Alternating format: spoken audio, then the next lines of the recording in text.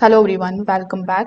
In today's video, I'm going to show you where to find the power button on your Toshiba smart TV. So if your remote is lost, if it is not working or the TV won't respond normally, knowing the physical power button location can help you turn the TV on, restart it or even troubleshoot certain problems. So on many of the Toshiba smart TVs, the power button is hidden underneath the center of the TV, right below the Toshiba logo. So you can just simply run your fingers carefully along the bottom edge because the button can be very small and difficult to notice at first. Now some of the Toshiba smart TVs place the power button along the right side, left side or lower side edge of the TV depending on the model.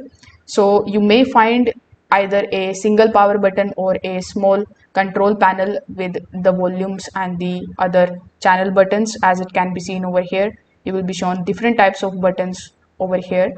So certain newer Toshiba TVs hide the power behind the lower back edge of the TV frame.